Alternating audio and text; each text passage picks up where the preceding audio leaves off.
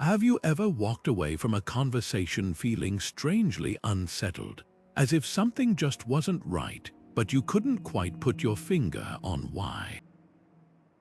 Maybe you agreed to something you later regretted, or you sensed someone was steering you in a direction you didn't want to go. It happens to all of us, more often than we'd like to admit. Manipulation isn't always dramatic or obvious. Sometimes it's subtle, woven into everyday interactions, leaving us questioning our own judgment. But what if you could spot it before it takes hold? What if you had a set of tools to see through persuasion tactics, emotional appeals, or hidden agendas? That's exactly what the Stoics, thinkers like Marcus Aurelius, Seneca, and Epictetus taught us to do. They understood that the world is full of influences trying to shape our thoughts and actions, and they developed a powerful system of internal filters to protect their minds from being hijacked. These filters aren't about paranoia or distrust, they're about clarity. Imagine having a mental shield, not to isolate yourself from others, but to engage with the world more wisely, to distinguish genuine connection from covert control. The Stoics believed that self-awareness is the first line of defense against manipulation.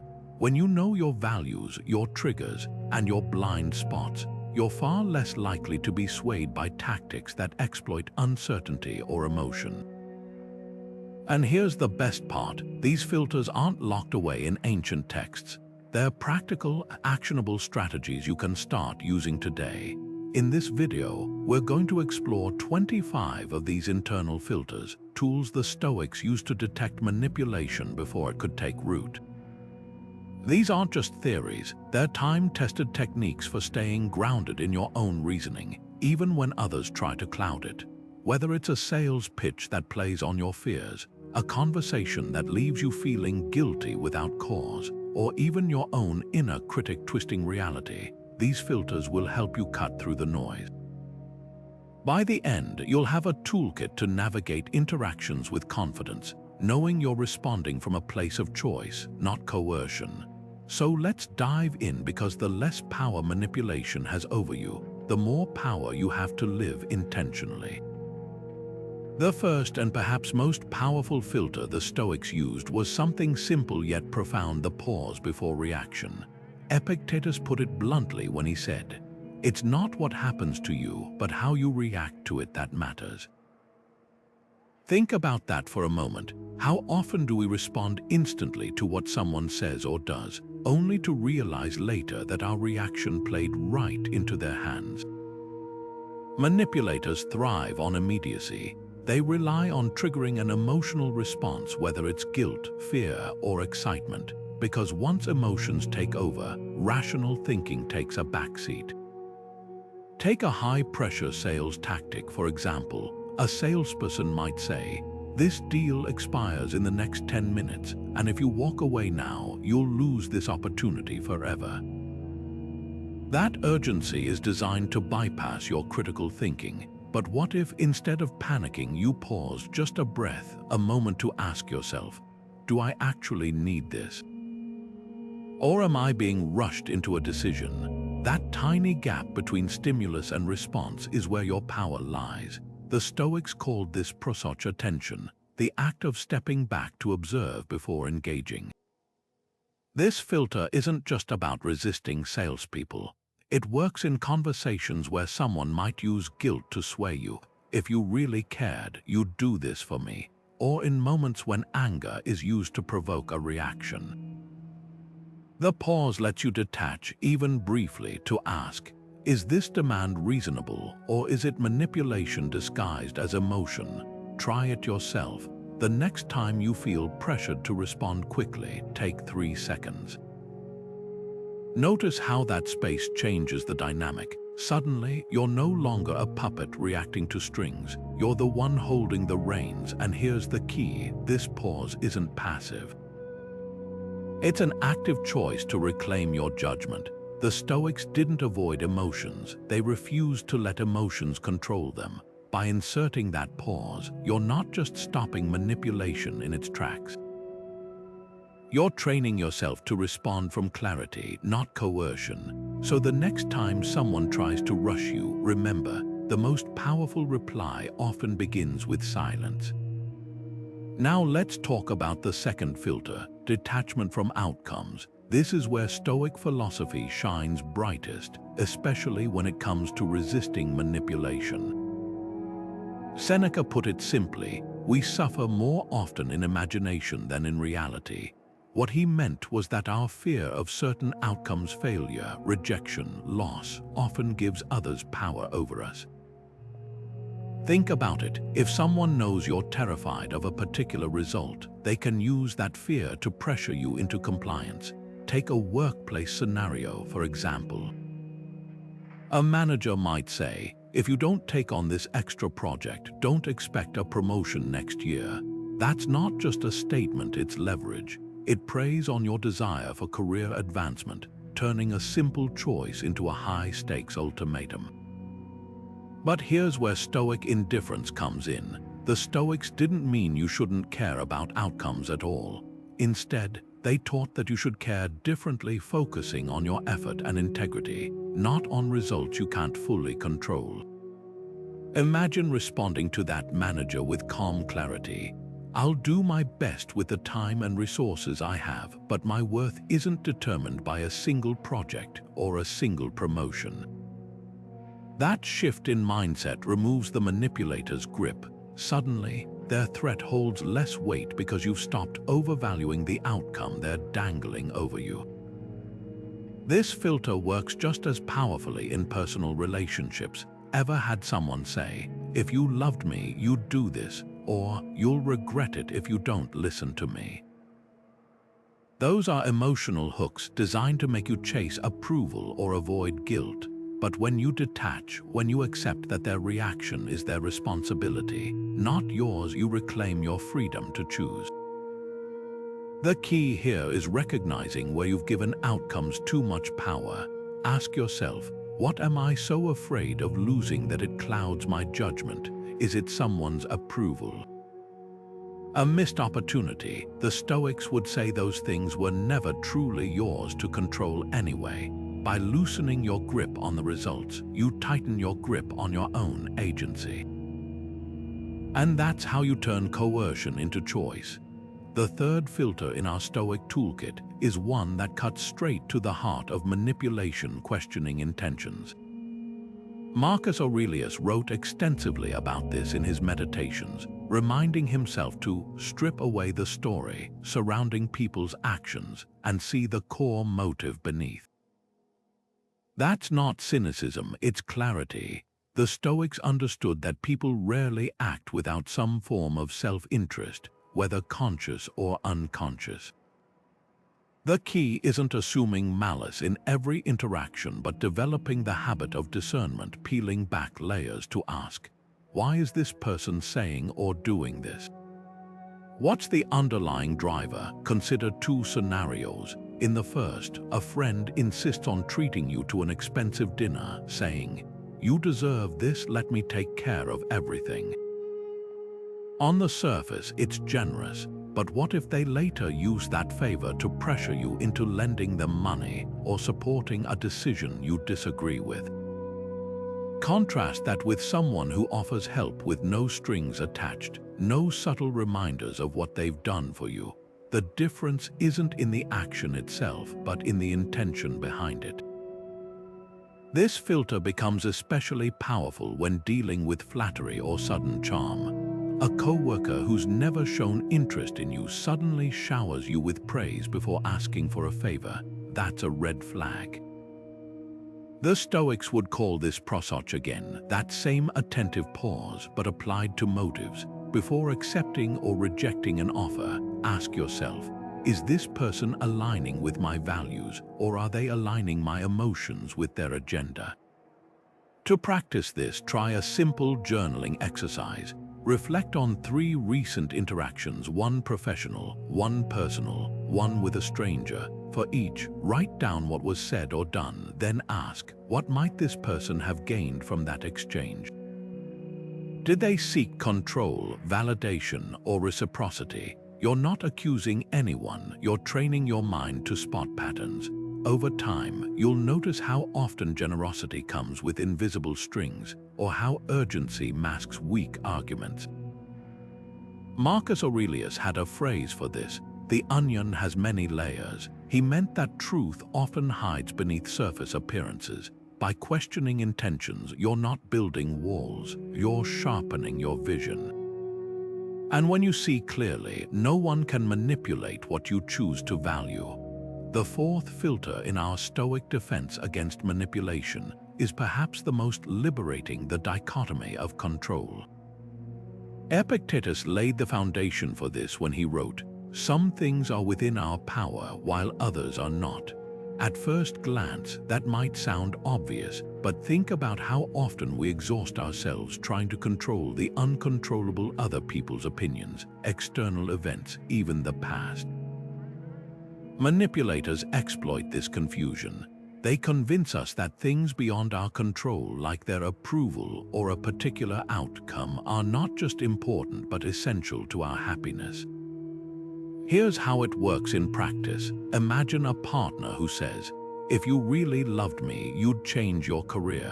That statement hinges on two illusions. First, that their love is something you can control through your actions, and second, that your worth depends on their conditional approval. The Stoic response: separate what's truly yours to govern, your choices, your values, your effort, from what isn't. You can't force someone to love you unconditionally, but you can decide whether to compromise your integrity for their demands. This filter shines in professional settings too. A colleague might warn, "If you don't work late tonight, the entire project will fail." That's a classic manipulation tactic, inflating your sense of responsibility for things outside your hands. The Stoic reframe: you control your effort, not the outcome. If you've done your part with diligence, the rest isn't yours to carry. Try this exercise. Grab a sheet of paper and draw 2 columns. In the first, list stressors that feel urgent: your boss's mood, a friend's expectations, societal pressures. In the second, rewrite each item to reflect only what you actually influence. For example, my boss's bad temper becomes how I prepare for meetings, or my response to criticism. You'll quickly spot how much mental energy you've wasted on column 1, energy a manipulator might exploit. The brilliance of this filter isn't just in deflecting coercion, it's in reclaiming focus. When you stop misclassifying external demands as your burdens, you starve manipulation of its fuel. Epictetus put it best: you always own the option of having no opinion. In other words, no one can pressure you into overvaluing what was never yours to hold. The fifth filter in our Stoic toolkit is like a mental radar, observing patterns over time. Seneca captured this perfectly when he wrote, "Look closely at how someone behaves, not just at what they say in the moment." Why? Because manipulation rarely happens in isolated incidents. It thrives in repetition: the same guilt trips, the same sudden emergencies, the same flattery followed by requests. The Stoics knew that human behavior isn't random, it leaves trails. When you start noticing these trails, you stop reacting to each instance and start seeing the strategy behind them. Take guilt tripping, for example. Imagine a friend who often says things like, "I guess I'll just handle this alone like always," or "Fine, don't worry about me." In isolation, each comment might seem harmless, even deserving of reassurance. But over weeks or months, a pattern emerges. Every time you set a boundary, their language shifts to make you feel responsible for their emotions. That's not vulnerability, it's conditioning. Seneca warned about this in his letters, urging his readers to judge people by the sum of their actions, not their words in passing. This filter is especially powerful against gaslighting, where someone denies reality to make you doubt your own perceptions. A coworker might repeatedly forget commitments, then insist, "You never told me that," or "You're too sensitive." Alone, each instance feels confusing, but when you step back, the pattern reveals itself, a systematic erosion of your confidence in your own memory. The Stoic antidote: keep a simple log. After interactions that leave you unsettled, jot down the date, what was said, and how you felt. Over time, you'll spot the repetitions, the way certain phrases or tactics resurface when someone wants to steer you. Here's the challenge. For the next week, pay attention to the emotional aftermath of your conversations. Do certain people consistently leave you feeling drained, doubtful, or indebted? Do their emergencies or compliments follow a predictable rhythm? Patterns don't lie, and once you see them, you can't unsee them. That's the power of this filter. It turns hindsight into foresight. You're no longer caught off guard by isolated moments because you recognize the playbook. And when you know the playbook, you rewrite the game. The sixth filter is where Stoic discipline becomes almost like a superpower: emotional reserve. Marcus Aurelius described it as keeping your inner citadel unshaken, no matter what storms rage outside. Think about that image for a moment. A fortress so secure that even the most intense pressures can't breach its walls. That's what emotional reserve is: not suppressing feelings, but choosing when and how to let them surface. Manipulators are like emotional seismographs. They watch for tremors, a flicker of anger, a wince of guilt, even an eager smile, and use those reactions to calibrate their pressure. Take negotiations, for example. Ever notice how some people pause after making an outrageous demand, waiting to see if you'll flinch? That silence isn't accidental. It's a test. The moment they detect frustration or desperation, they've found their leverage. Marcus Aurelius faced this constantly as emperor courtiers trying to provoke him, enemies probing for weakness. His solution: cultivate what he called apatheia, not apathy, but a steady clarity untouched by turbulent emotions. Here's how to practice this. Next time someone drops a loaded comment, "I knew you'd overreact like this," try something radical. Give them nothing. Not a frown, not a raised eyebrow, just calm attentiveness. It's not about being cold, it's about refusing to hand over the keys to your emotions. Like a poker player with a perfect poker face, you're not hiding your feelings, you're protecting your agency. This filter works brilliantly against guilt trips too. When someone sighs, "Fine, I'll just do it myself," and you feel that familiar pang, pause, keep your expression neutral. Often, manipulators rely on your visible discomfort to confirm their tactic is working. No reaction, no reinforcement.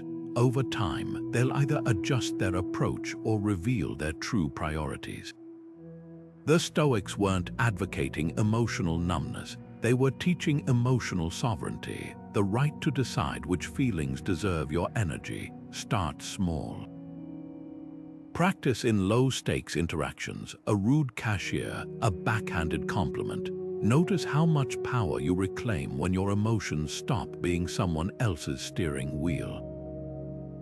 The seventh filter in our Stoic arsenal is what Marcus Aurelius called the view from above, a mental exercise so powerful it can dissolve manipulation in an instant. Picture this: you're standing on a mountain, looking down at a bustling city below. From this height, the people are tiny, their conflicts insignificant against the vast landscape. Now imagine zooming out further. The city becomes a speck on a continent, the continent a fleck on a planet spinning through endless space. That's the view from above. Marcus wrote in his Meditations, "Remember how small you are in the grand scheme, how brief your moment in time." At first, that might sound humbling to the point of discomfort, but there's immense freedom in it. Manipulators thrive on making their demands feel like the center of the universe. A boss might storm into your office declaring, "This is the most critical project in company history." A partner might insist, "If you don't do this now, our relationship is over." These statements are designed to shrink your world to a single, urgent crisis, one where compliance seems like the only escape. But the Stoic view from above exposes the illusion. When you mentally step back, you realize this emergency is one of thousands in human history. People have survived far worse. The cosmos won't tremble based on your decision today. Here's how to apply this filter in real time. Next time someone tries to pressure you with exaggerated consequences, pause and ask yourself, how will this matter in a month, a year, a century? Imagine explaining this situation to yourself from your deathbed. Would it still feel earth-shattering? This isn't about dismissing legitimate concerns. It's about refusing to let them be inflated beyond reality. A salesperson warning, this is your last chance, becomes comical when you realize new opportunities arise constantly. A friend's ultimatum loses its sting when you recognize that healthy relationships aren't built on threats. Marcus Aurelius used this technique daily, reminding himself that even emperors are just a whisper in eternity. Try it yourself. When faced with high-pressure tactics, close your eyes for 10 seconds and visualize Earth from space, blue, silent, indifferent to human drama. Feel the weight of manufactured urgency lift. What remains is the truth. Your choices matter, but no one else's panic should dictate them. That's the paradox of this filter. By embracing your cosmic smallness, you reclaim your personal bigness, the power to act from wisdom, not fear. The eighth Stoic filter might sound counterintuitive at first: Premeditatio Malorum, the premeditation of evils. Seneca practiced this daily, mentally rehearsing everything from financial loss to betrayal, even his own death. At first glance, that seems pessimistic. Why dwell on worst-case scenarios? But here's the twist. By confronting these possibilities in advance, the Stoics strip them of their power to shock or control. Think of it like emotional vaccination. You expose yourself to a small dose of adversity in your imagination, so when it appears in reality, you're inoculated against panic. Manipulators thrive on catching you off guard: sudden crises, exaggerated threats, emotional ambushes. But what if nothing they do surprises you? Take a common tactic, the threat of abandonment. A partner might say, if you don't do this, I'm leaving. For most people, that triggers instant fear. But imagine you've already sat with that possibility. You've asked yourself, what would I do if this relationship ended? How would I rebuild? Suddenly, the threat loses its fangs. You might respond with calm curiosity. If that's your decision, I respect it. No desperation, no bargaining, just clarity. That's Premeditatio Malorum in action. Seneca took this further. He'd deliberately wear shabby clothes and sleep on the floor to remind himself that comfort wasn't guaranteed. Extreme, maybe, but the principle is sound. Try this exercise. Pick a manipulation tactic you often encounter: guilt trips, ultimatums, flattery, and write down the worst possible way it could play out. Then script your response. For example, if my boss threatens to fire me unless I work unpaid overtime, I'll say, I understand your position, but I have prior commitments. Rehearse it aloud until the words feel natural. Here's why this works. Fear-based manipulation relies on triggering your amygdala, the brain's panic button. But when you've already walked through the scenario, your prefrontal cortex, the rational planner, stays in charge. You're not immune to emotion, you've just trained yourself to act despite it. The Stoics didn't avoid discomfort. They practiced it voluntarily so no one could impose it on them involuntarily. That's the ultimate power move, turning feared outcomes into prepared ones. The ninth filter in our Stoic defense system is like having a linguistic microscope analyzing language itself. Epictetus was relentless about this, warning his students, first learn the meaning of what you say and then speak. He wasn't just teaching clarity in expression, he was revealing how manipulation often hides in the very words people choose. Certain phrases act like Trojan horses, seemingly harmless but packed with hidden assumptions. Think about statements like, "You always forget things," or "Everyone agrees this is the best option." These aren't just observations, they're linguistic traps designed to bypass your critical thinking. Take the phrase, "You never listen." On the surface, it sounds like a complaint. But break it down, never is an absolute, erasing nuance. It turns a specific moment into an inescapable pattern. The Stoic response demands precision. Ask, "Can you give me an example?" Or, "What specifically did I miss?" Suddenly, the vague accusation must confront reality. This works equally well against phrases like, "A real friend would," or "Only someone selfish wouldn't." These are moral bulldozers attempting to flatten your judgment under the weight of implied universals. Epictetus took this further by dissecting pronouns. When someone says, "We all think this," ask, "Who exactly is we?" Or when they claim, "People are saying," press for names. Manipulators love the fog of collective language because it shields them from accountability. The moment you shine light on their generalizations, the illusion crumbles. Try this exercise today. Carry a small notebook and jot down loaded phrases you encounter. Later, rewrite them to remove the manipulation.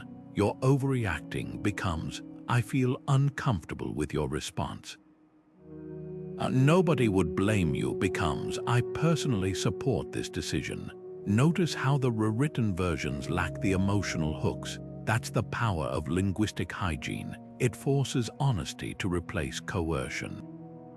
The Stoics knew that words shape reality. By mastering this filter, you're not just defending against manipulation, you're reclaiming the very structure of thought. Because when you control how language enters your mind, you control how persuasion shapes your choices, and that's where true freedom begins, one clarified word at a time. The 10th filter in our Stoic toolkit turns time itself into an ally. Seneca called it the pause that strips illusions. He wrote, "Time discovers truth," and that simple observation holds the key to dismantling one of manipulation's most common weapons, artificial urgency. Think about how often you've heard phrases like, "This offer expires tonight," or "I need your answer right now." These aren't just deadlines, they're psychological tripwires designed to override your judgment.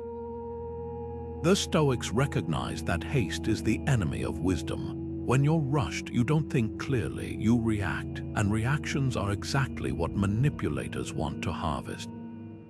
Consider the high-pressure sales tactic of limited time offers.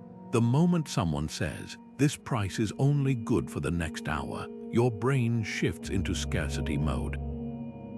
Suddenly, you're not evaluating the product, you're racing against an imaginary clock. Seneca saw through this centuries ago. He advised his followers to let the sediment settle before drinking from the cup of decision. In modern terms, when a choice feels urgent, that's your cue to slow down. Here's how to put this into practice. Implement a 24-hour rule for any significant commitment. If someone pressures you to sign a contract, agree to a favor, or make a financial decision on the spot, say, "I appreciate the opportunity, but I always wait a day before finalizing things like this." Watch how quickly their tone shifts. Genuine opportunities will still be there tomorrow. Traps, however, crumble under the weight of patience. This filter isn't just for big decisions. Use it when a friend guilt trips you with, "If you don't help me move this weekend, I'll have no one else." Or when a coworker demands, "I need you to take this assignment now or the team fails." The moment you respond with, "Let me check my schedule and get back to you," you've reclaimed the one thing manipulators fear most, the space to think. Seneca's insight goes deeper. He noted that time doesn't just reveal the truth about offers, it reveals the truth about people. Those who respect your need for deliberation prove their integrity. Those who bristle at your boundaries reveal their priorities. So the next time someone tries to rush you, remember, the clock isn't ticking on your judgment. It's ticking on their tactics, and nothing diffuses manipulation like the quiet, unshakable power of waiting. The 11th filter in our Stoic defense against manipulation is one that turns the gaze inward, the mirror of self-awareness. Marcus Aurelius wrote, "Look within. Within is the fountain of good, and it will ever bubble up if you will ever dig." At first, that might sound like spiritual advice, but the Stoics meant it practically. Why? Because manipulators don't just exploit random weaknesses, they target your specific vulnerabilities. Your fear of rejection, your need for approval, your guilt over past mistakes, they study these like a locksmith studies tumblers, looking for the precise pressure points to turn. Think about how this plays out in daily life. Someone who knows you struggle with people-pleasing might say, "I thought you were the kind of person who always helps others." That's not a compliment, it's a psychological lever. Or consider the coworker who taps into your imposter syndrome with, "You're lucky they haven't noticed your mistakes yet." These aren't random barbs, they're tailored strikes. The Stoic solution: know yourself so thoroughly that no one else can weaponize what you haven't faced. Here's where journaling becomes a shield. Each night, ask yourself 2 questions. When did I feel most uneasy today? And what part of that unease belongs to me? Maybe a friend's backhanded compliment stung because you're sensitive about your intelligence. Perhaps a boss's criticism landed hard because you tie self-worth to productivity. The patterns will emerge not as flaws but as clues. Marcus called this digging out the thorn, identifying the buried insecurities that others might yank. Try this exercise. List 3 traits you dislike about yourself. Now imagine someone using each one against you. If you fear being seen as selfish, how might a manipulator frame a request to exploit that? If you worry about appearing incompetent, what phrases could hook into that anxiety? This isn't pessimism, it's preparedness. When you've held your vulnerabilities up to the light, they lose their power to ambush you in the dark. The brilliance of this filter lies in its dual action. As you become more aware of your own triggers, you also start spotting when others project their insecurities onto you. That colleague who constantly questions your competence, they might be deflecting their own self-doubt. The partner who accuses you of being distant, they could be mirroring their fear of abandonment. Self-awareness doesn't just protect you from manipulation, it reveals the often fragile humanity behind those who try it. And that's the ultimate Stoic wisdom, seeing clearly both inward and out. The 12th Stoic filter is one that quietly reshapes your entire life, the cost of saying yes. Epictetus put it bluntly, every yes you give is a no to something else. Think about that for a moment. When you agree to something, whether it's an extra project, a social obligation, or even a favor, you're not just adding to your plate. You're subtracting from your time, energy, and focus elsewhere. Manipulators know this. They rely on our cultural conditioning to please, to avoid conflict, to be seen as reliable. But the Stoics saw assent not as automatic politeness, but as a sacred act of choice. Every agreement should pass through what Marcus Aurelius called the inner citadel, your core judgment, before leaving your lips. Consider how often we say yes reflexively. A coworker asks, "Can you cover my shift?" And before you've even checked your calendar, the word is out. A relative hints, "You'd be perfect for organizing the family reunion," and suddenly you're nodding. These aren't malicious traps, but they become manipulation when others learn they can bypass your discernment with a well-timed ask. The Stoic remedy: treat every request like a contract. Before signing, read the fine print. What will this cost me in sleep, peace, or priorities? What unseen no am I delivering to myself or others by agreeing? Epictetus took this further with his students. He'd challenge them to track their yeses for a week, then review which ones aligned with their values and which were just people-pleasing in disguise. Try this yourself. Grab a notebook and list 3 recent agreements you regret. Next to each, write, what did I sacrifice by saying yes? Was it my rest? My family time, my integrity? The patterns will shock you. You'll notice how often just this once becomes habit, how no big deal accumulates into resentment. Here's where Stoicism turns practical. Before answering any request, insert a pause, not to stall, but to ask, if I say yes to this, what am I saying no to? That meeting might mean skipping your workout. That favor could drain energy from your own goals. Even seemingly small commitments compound. As Seneca warned, life is long if you know how to use it, but we truncate it endlessly by giving our hours to things that don't deserve them. The power of this filter isn't just in refusing others, it's in reclaiming your own priorities. When you start treating your time and energy as finite currencies, you stop letting others spend them frivolously. And the paradox, people respect boundaries more than boundless availability. Try it. Next time someone asks for something non-urgent, say, let me check my commitments and get back to you. Watch how the dynamic shifts. Suddenly, your yes when given carries weight because it's no longer an impulse, it's a choice, and nothing disarms manipulation like conscious consent. The 13th filter in our Stoic toolkit might seem counterintuitive in a world that prizes constant communication silence as a shield.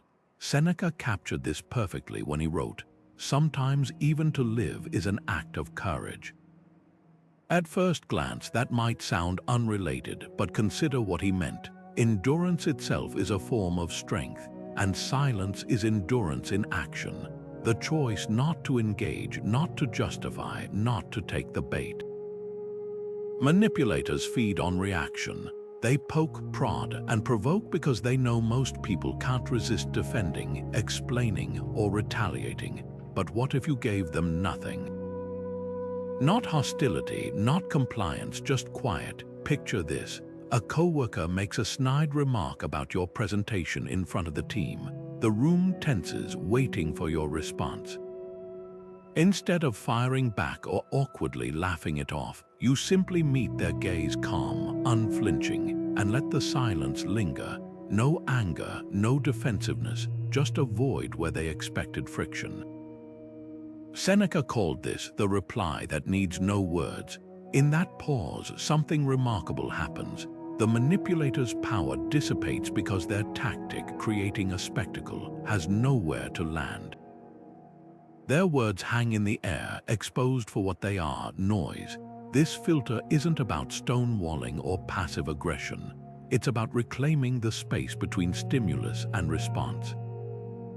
Take baiting comments like, I guess some people just don't care about quality, or you're awfully sensitive today.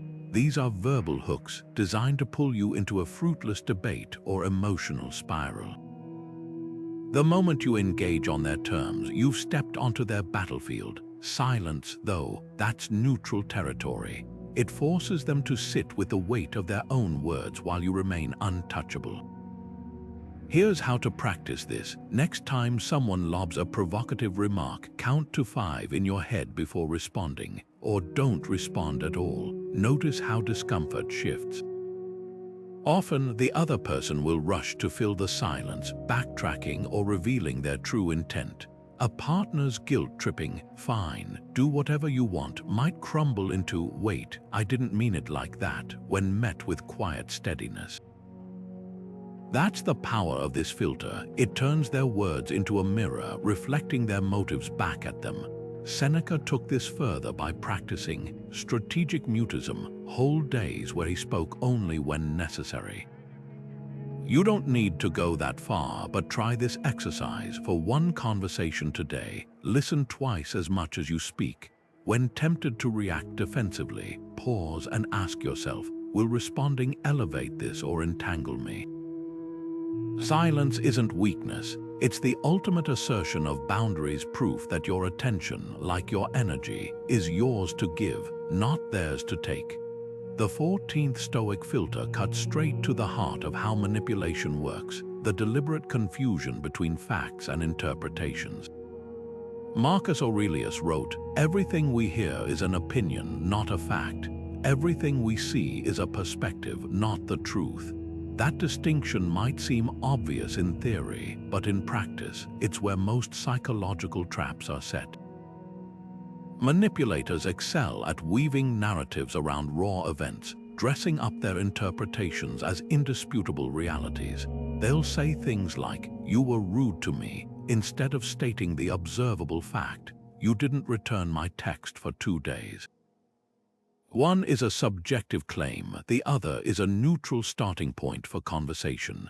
Consider how this plays out in relationships. A partner might declare, "You don't care about us anymore," when what actually happened was you worked late 3 nights in a row. The factual event, your work schedule, is now buried under an emotional interpretation designed to trigger guilt. The Stoic antidote: strip every loaded statement back to its bare components. Ask, "What exactly did I do or say that led you to that conclusion?" This forces the conversation out of vague accusations and into concrete territory where real discussion can happen. This filter shines in professional settings too. A colleague might sigh, "You're not a team player," when the facts are simply that you declined one optional meeting. The interpretation is weaponized, the fact is innocuous. Marcus Aurelius practiced this mental discipline daily, writing in his journal not just what happened, but how he might be coloring events with his own biases. He called it seeing things as they are, not as they're said to be. Here's a practical exercise. Take a recent conflict and write 2 columns. In the first, list only observable facts, what was said, done, or recorded without adjectives or assumptions. In the second, write the interpretations placed on those facts by you or others. You'll quickly spot the gap where manipulation thrives. For example, "She interrupted me 5 times," fact versus "She disrespects me," interpretation. The power of this filter lies in its simplicity. When you train yourself to hear interpretations as interpretations, not truths, you regain control of your emotional responses. A boss's "your work has been slipping lately" becomes "what specific metrics concern you?" A friend's "you've changed" transforms into "what behaviors feel different to you?" Suddenly, conversations that once felt like minefields become clear pathways to understanding. Because the truth is, no one can manipulate you once you learn to separate the event from the story wrapped around it. And that's where real dialogue begins. The 15th Stoic filter is like a mental sieve. Epictetus called it the discipline of desire, but we might simply call it the "is this useful?" test. Imagine standing at a crossroads where every request, obligation, and distraction holds up a sign asking for your time. The Stoic question isn't, "Can I do this?" but "Does this serve what matters?" Epictetus put it bluntly, "If it doesn't nourish your soul or sharpen your virtue, why let it occupy your life?" This isn't about selfishness, it's about intentionality. Manipulators often disguise their demands as necessities. "You have to attend this event," or "no one else can handle this." But the moment you apply the usefulness filter, their urgency unravels. Take guilt-driven requests, for example. A family member might say, "If you don't host the holiday dinner, you'll ruin everyone's tradition." Before panicking, pause and ask, "Does hosting align with my values, or am I being drafted into someone else's script? Does this task uplift me, or does it merely relieve others of their discomfort?" The Stoics weren't against helping, they were against being conscripted into roles that drained their purpose. This filter shines against distractions too. A coworker slides into your office with, "Quick question, just need 5 minutes," and an hour later you're trapped in a gossip spiral. The usefulness test cuts through the fog. Is this conversation improving your work, your character, or your peace? If not, the Stoic response isn't rudeness, it's clarity. I'm focusing on a deadline right now. Let's reconnect later with specifics. Here's how to practice it today. Carry a small card with 2 questions. What virtue does this serve? And whose priorities am I honoring? When a request lands, glance at those words. A friend's drama, a last-minute favor, even your own impulse to people please, they all wilt under this light. Epictetus warned that we often mistake motion for progress. But usefulness isn't about busyness, it's about alignment. The more you filter your commitments through this lens, the less others can hijack your days with their emergencies. And that's the secret. When you stop confusing activity with meaning, you start spotting manipulation hiding in plain sight. The 16th Stoic filter acts like a personal compass, what Marcus Aurelius called the clarity of roles. He wrote in his Meditations, "Waste no more time arguing what a good person should be one." At first glance, that sounds like simple advice, but there's profound strategy in it.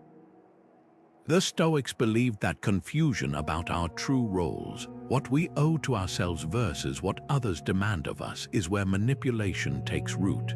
Think about how often you've heard phrases like, "A good employee would stay late," or "A loving partner would never say no." These aren't just opinions, they're psychological traps that swap your inner guidance system for someone else's remote control. Consider how this plays out in real life. A friend might pressure you with, "If you were really supportive, you'd cancel your plans for me." That statement does 2 things. It hijacks the definition of supportive, and it ties your worth to compliance. Marcus Aurelius faced this constantly as Emperor courtiers insisting he should act a certain way, allies demanding favors wrapped in moral language. His solution: define your roles before others define them for you. Ask yourself, what does being a good friend actually mean to me? Is it limitless availability, or is it honest presence within boundaries? This filter shines against emotional blackmail. A parent might sigh, "After all I've done, you owe me this." The manipulation lies in conflating their self-appointed role as martyr with your role as indebted child. The Stoic response: separate gratitude from obligation. You can appreciate someone's past actions without signing blank checks for the future. Here's how to activate this filter today. Grab paper and draw 3 circles. In the inner circle, list roles that are non-negotiable, perhaps guardian of my health or steward of my integrity. In the middle, write roles that are important but flexible, like team player at work. The outer circle holds temporary or imposed roles, perpetual peacemaker, or everyone's emergency contact. When a demand lands, ask, which circle does this serve? If it's not nourishing the inner 2, it's likely someone else's script. Marcus Aurelius reminded himself daily, "You could be good today, instead you choose tomorrow." That's the power of this filter. It turns vague social expectations into clear personal choices, because when you know who you are, no one can manipulate you into being who they want. The 17th Stoic filter is like a mental thermostat. Seneca called it, measuring the weight of things, but we might think of it as the proportionality check. Picture a scale where one side holds the actual event and the other holds your reaction. How often do those 2 sides balance? Seneca observed, "We suffer more in imagination than in reality." And nowhere is that clearer than in our tendency to inflame small slights into grand conflicts. A stranger cuts you off in traffic, and suddenly your whole day is ruined. A co-worker forgets to credit you in a meeting, and you're drafting resignation letters in your head. These aren't just overreactions, they're openings for manipulation. When someone realizes they can trigger a Category 5 emotional hurricane with a drizzle of criticism, they'll keep controlling the weather. Take passive-aggressive behavior, for example. A roommate leaves a note, "Guess the dishes don't wash themselves." The actual offense, one unwashed plate. But the reaction, steaming anger, days of tension, is wildly disproportionate to the crime. Seneca would ask, does this response serve justice or just ego? The Stoics weren't advocating indifference, they championed calibration. Imagine rating your reactions on a scale from 1 to 10, where 1 is mild annoyance and 10 is life-altering fury. Now ask, does a missed text really deserve a 7? Does a sarcastic comment warrant a 9? This filter becomes vital when dealing with guilt trips. A parent sighs, "After all I sacrificed, you can't even call daily." The manipulation lies in equating a reasonable boundary, less frequent calls, with moral failure, ingratitude.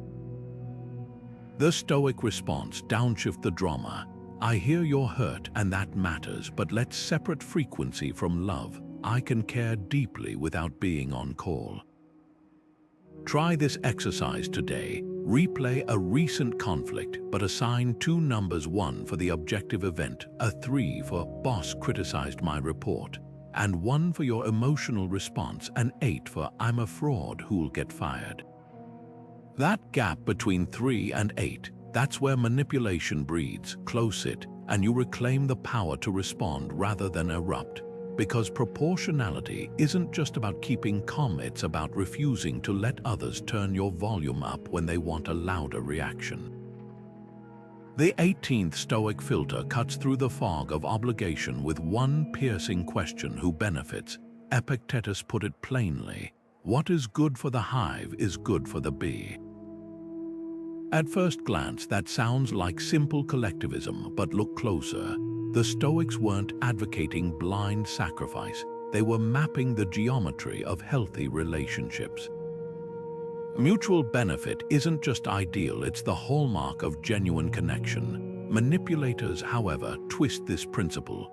They'll frame one-sided demands as collective good, "We all have to pitch in," or "This is for your own benefit." The moment you hear those phrases, it's time to activate this filter. Take workplace dynamics. A manager announces mandatory weekend work with, "We're a family here, and families sacrifice for each other."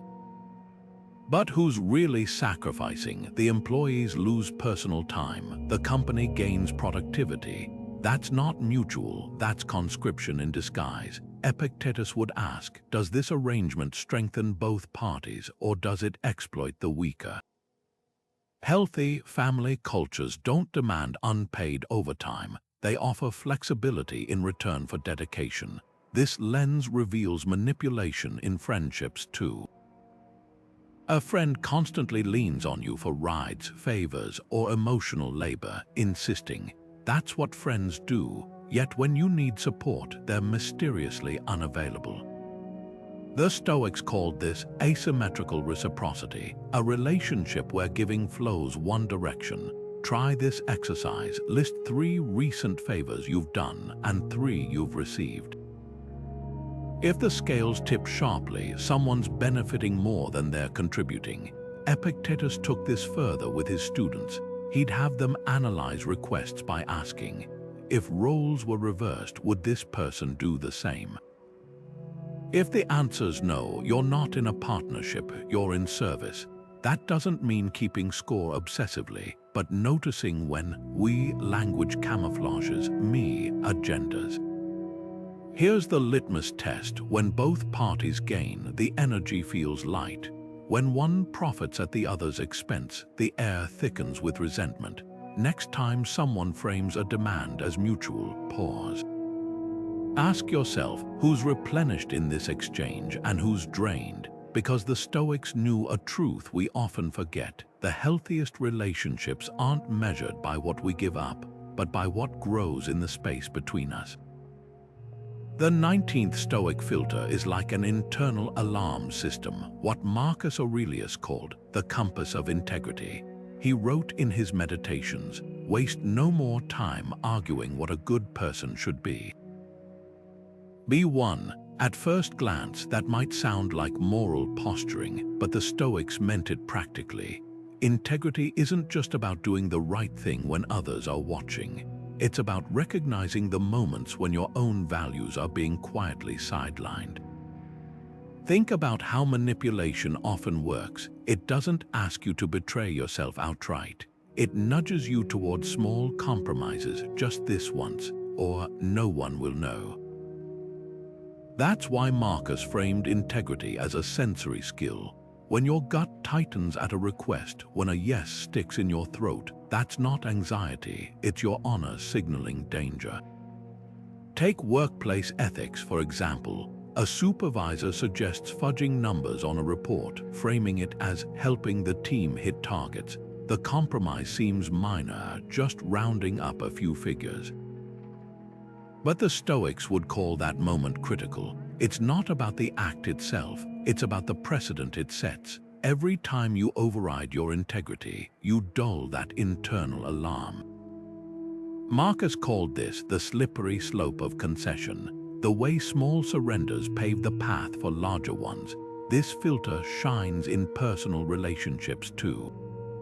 A friend pressures you to keep their secret, something that conflicts with your honesty. They might say, loyalty means sometimes looking the other way. But Stoic integrity asks, is this loyalty or is it collusion? The difference lies in whose character is being preserved, theirs or yours. Here's how to strengthen this alarm system. Keep a running list of your core values, not abstract ideals but concrete behaviors. For Marcus, it was things like speak plainly and never feign gratitude. When faced with a request, hold it against that list. If you find yourself rationalizing, it's okay because that's the alarm sounding. The brilliance of this filter is its simplicity. You don't need to analyze others' motives. You only need to monitor your own discomfort. Because the Stoics knew something profound. The first person you betray in manipulation isn't yourself. It's the person you become when you ignore that quiet, unwavering voice saying, "This isn't you." And no one can manipulate you once you decide that voice is the only one worth obeying. The 20th Stoic filter acts like a mental accountant, what Seneca called the economy of attention. He wrote, "We are tight-fisted with money, yet wasteful with time, the one thing it's honorable to be greedy about." That's not just poetic, it's profoundly practical. Think of your energy as currency.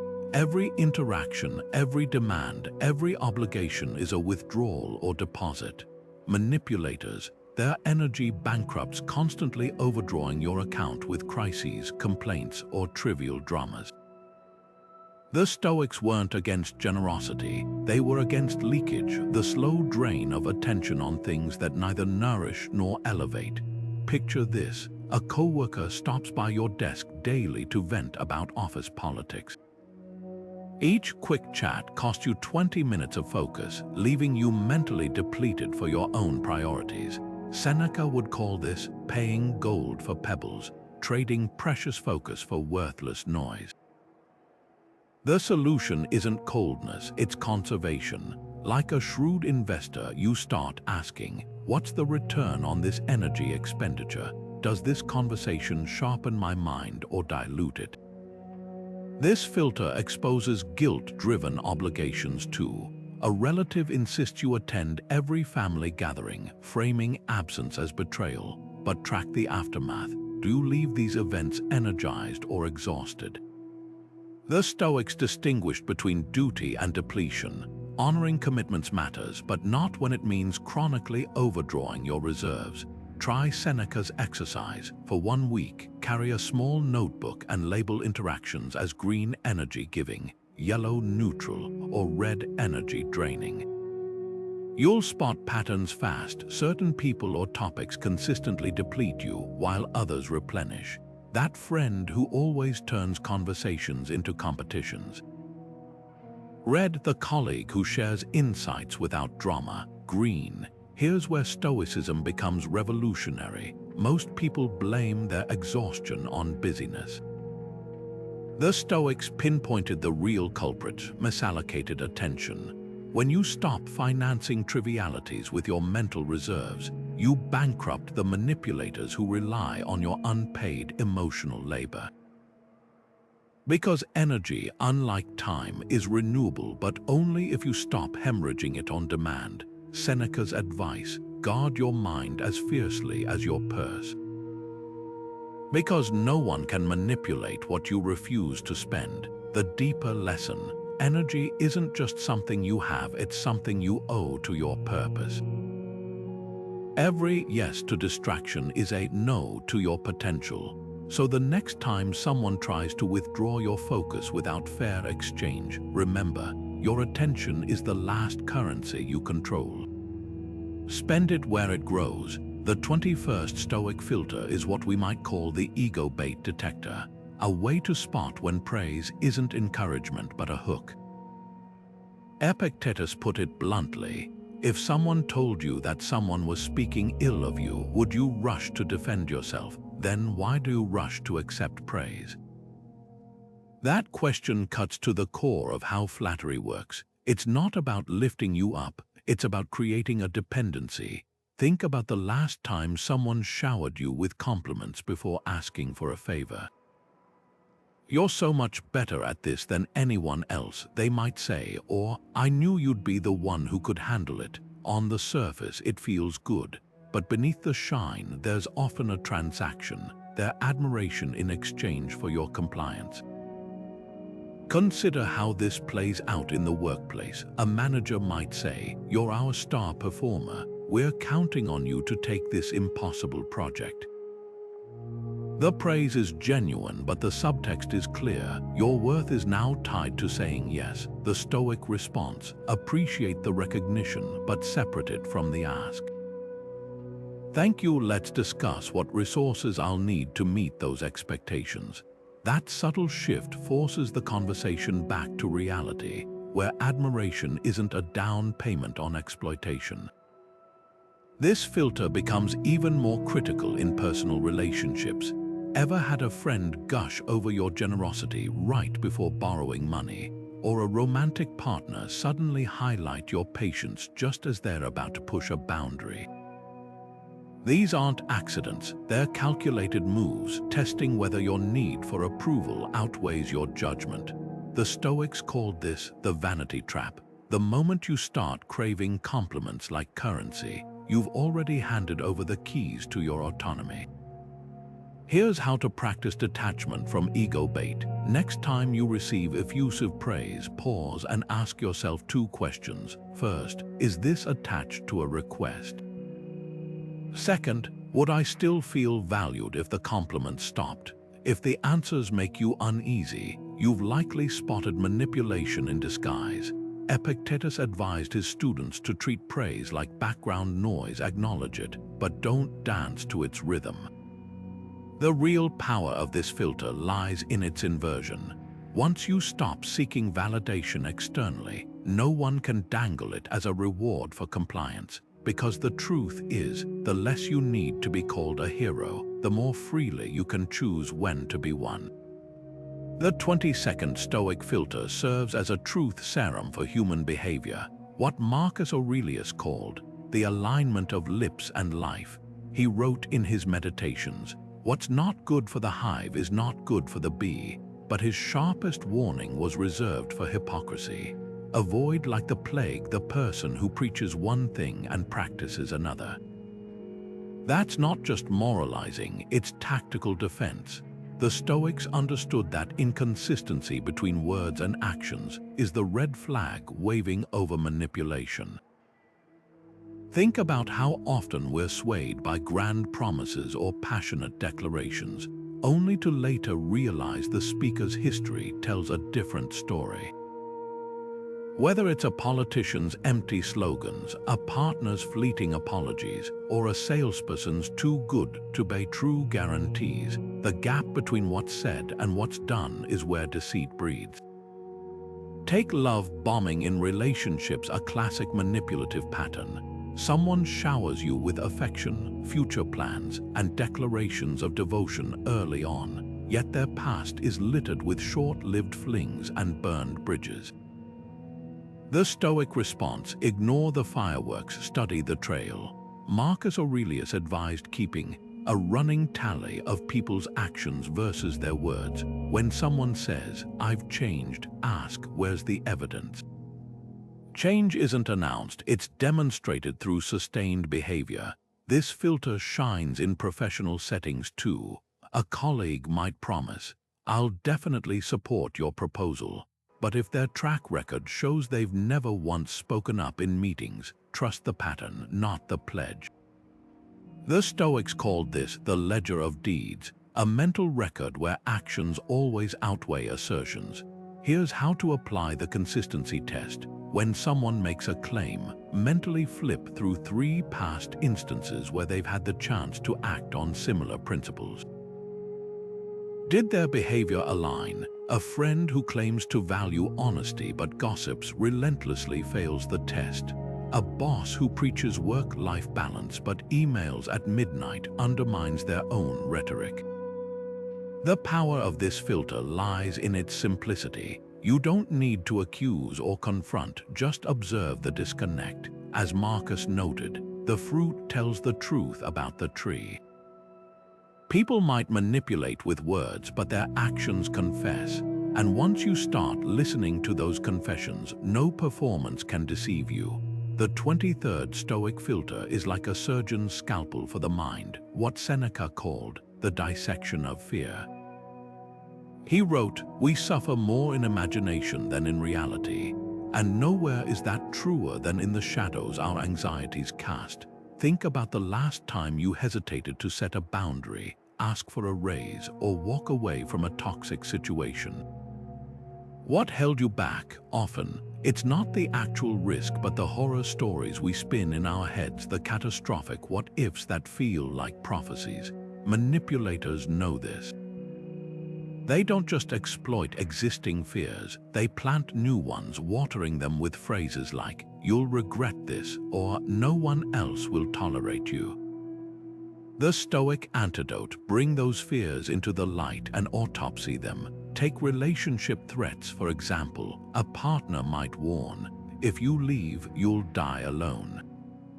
On the surface, it's emotional blackmail, but peel back the layers. What's the worst-case scenario it's triggering? Isolation, judgment. The Stoic method isn't to dismiss these fears, but to interrogate them. Ask yourself, has anyone actually died from being single? Or is the real fear something subtler like temporary loneliness, which is survivable? Seneca practiced this daily, writing down his darkest what-ifs and then systematically debunking them.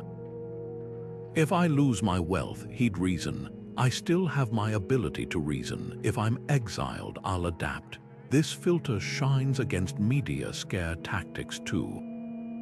Headlines scream, "The economy is collapsing," or "This one habit will kill you." But when you dissect them, you often find vague threats inflated to hijack attention.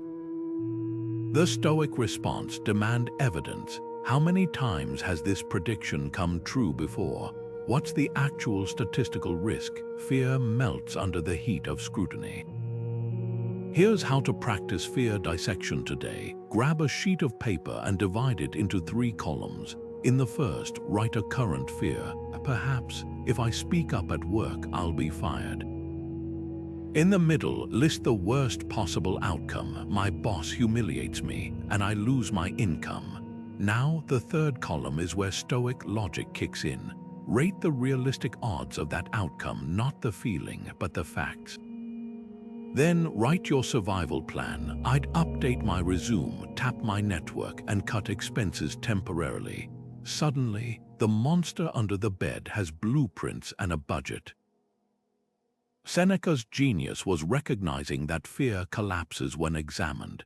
It's the unknown that terrifies us, so shine a light on it, name it, measure it, and most importantly, rehearse living through it. Because once you realize you can endure your worst-case scenario, no one can hold it over you as leverage. the power they thought they had. It was just the shadow of your own unexamined thoughts. And shadows dissolve in daylight. The 24th Stoic filter is nothing short of revolutionary in a world that constantly whispers more. It's what Epictetus called knowing the measure of enough. Picture a cup being filled drop by drop. At some point, it reaches capacity, but we keep pouring anyway, convinced it should hold oceans. That's how most of us live, chasing things long after our actual needs are met, because society confuses sufficiency with scarcity. Epictetus put it bluntly, wealth consists not in having great possessions, but in having few wants. That's not austerity, it's liberation. Because when you define your enough, no one can manufacture lack to manipulate you. Take modern advertising, which thrives on convincing us that yesterday's luxuries are today's necessities. A phone upgrade isn't framed as optional, it's essential to stay connected. A larger house isn't just space, it's the dream you deserve. The Stoics saw through this alchemy of desire. They recognized that natural needs, food, shelter, companionship, have clear limits, but manufactured ones are bottomless pits. That's why this filter is so powerful. The moment you declare, "I have enough," you drain the power from phrases like limited time offer or once in a lifetime opportunity. Imagine two colleagues discussing bonuses. One frets, "It's not enough, the Joneses' vacation in Bali." The other reflects, "This covers my needs and lets me save." Who's more vulnerable to a boss dangling extra cash for unpaid overtime? The answer's obvious. Contentment isn't complacency, it's strategic immunity. When Seneca said, "It is not the man who has too little, but the man who craves more that is poor," he was mapping the psychology of leverage. Here's how to activate this filter. Pick 3 areas where you often feel pressured, maybe finances, appearance, or productivity. For each, define your enough, not society's standard, but yours. Maybe it's, "I'm financially secure when I can cover bills and save 20%. Or, "I'm fit when I can hike without pain."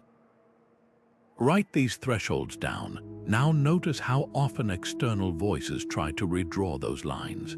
A sale convincing you enough clothes is actually more. A guru insisting true success means grinding 18-hour days. Epictetus trained his students to ask of every desire, "Is this hunger natural or manufactured?" Try it next time you're tempted. That gym ad promising the perfect body. Ask, "Does my current health meet my actual needs?" That influencer flaunting a luxury car, consider, "Would this truly enhance my daily life or just my Instagram feed?" The beauty of this filter is its ripple effect. When you stop chasing phantom enoughs, you spot when others dangle them as bait. A partner's "we need a bigger house" might reveal status anxiety, not space needs. A company's "you should want this promotion" could mask unsustainable expectations. The Stoic secret isn't rejecting abundance, it's defining it on your terms.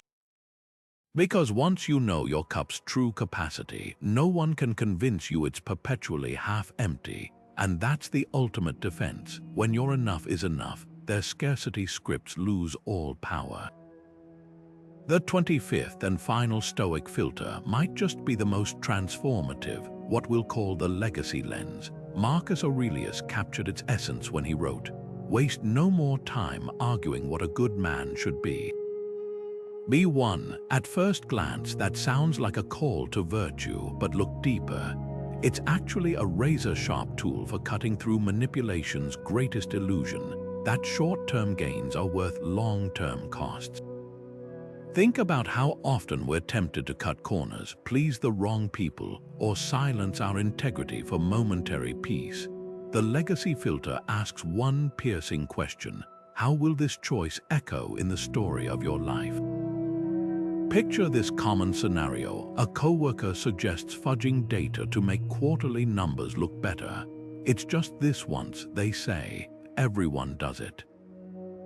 On the surface, the temptation is clear: avoid conflict, protect your job, maybe even earn praise. But now apply the legacy lens. Fast forward 10 years. When you recall this moment, will you feel pride in that compromise? Or will it sit like a pebble in your shoe, a small but persistent reminder of the time you traded your standards for convenience? The Stoics called this memento mori, remembering that life is finite, and every decision etches itself into your character's timeline. This filter obliterates guilt trips too. Imagine a family member pressuring you to lend money you can't afford, sighing, "Family helps family, no questions asked."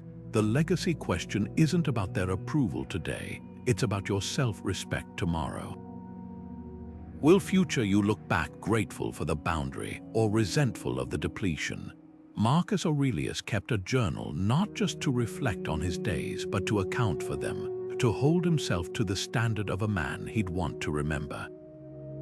Here's where this gets practical. Next time you face a high-pressure decision, close your eyes and project forward. Visualize yourself at 80, rocking on a porch, flipping through mental scrapbooks of your life. How does this current choice appear in that album? Is it a photo you'd proudly share, or one you'd hurriedly flip past? That sales pitch urging you to exploit a loophole, does it become a funny story of resistance or a silent regret? The legacy lens doesn't demand perfection. It simply asks that your actions align with the person you're committed to becoming. Manipulators thrive on shrinking your perspective to the immediate, this discomfort, this fear, this fleeting reward. The Stoics countered by expanding your view to the span of a lifetime, because when you measure choices not by their ease in the moment, but by their weight in memory, no one can rush you into trading what's eternal for what's expedient. Your legacy isn't written in grand gestures. It's built in these quiet, decisive moments, each one a brick in the monument of who you were. And that's the ultimate defense, when your compass points not to what's easy now, but to what will matter always. What makes these 25 filters so powerful isn't just their individual utility, it's how deeply they're rooted in the bedrock of Stoic philosophy. At their core, they all circle back to three unshakable principles: self-awareness, the discipline of control, and the pursuit of virtue. Think of these filters as branches growing from the same ancient tree, a tree planted by thinkers like Seneca, Epictetus, and Marcus Aurelius, who understood that true freedom isn't about controlling the world around us, but mastering the world within us. Self-awareness is the compass. It's the practice of observing not just others' tactics, but your own triggers, those quiet insecurities or unexamined desires that manipulation latches onto. When you know your emotional landscape intimately, no one can easily plant flags where they don't belong. The discipline of control, what the Stoics called the dichotomy of control, is the scalpel that separates what's yours to govern from what isn't. It's recognizing that your power lies not in changing others' actions, but in choosing your responses. And virtue, that's the North Star. Every filter, from questioning intentions to measuring the weight of things, ultimately guides you toward integrity, courage, and wisdom. Seneca captured this beautifully when he wrote, "No man is free who is not master of himself." That's the essence of what we've explored. Freedom isn't the absence of influence, it's the presence of discernment. It's the ability to stand in the storm of others' agendas and say, "This aligns with my principles," or "This does not." And the miracle of these filters is that they're not theoretical, they're hands-on tools. You don't need to memorize Stoic texts to use them. You simply need to practice. So here's my challenge to you. Pick one filter, just one to focus on each day. Maybe it's the pause before reaction or the cost of saying yes. Perhaps it's the legacy lens, asking how today's choices will echo in your life story. Whatever resonates most, live with it, test it, notice how it shifts your interactions, and when you're ready, share in the comments which filter became your shield. Because the more we exchange these insights, the more we sharpen each other's discernment. Stoicism wasn't meant to be a solitary pursuit. It was a philosophy of shared strength, of collective wisdom. So as we close, remember, the goal isn't to suspect manipulation around every corner, it's to walk through the world with eyes wide open, anchored in the unshakable calm of your own judgment. That's the gift these filters offer, not fear but freedom, not control over others but sovereignty over yourself, and that, as Seneca would say, is the only victory that matters.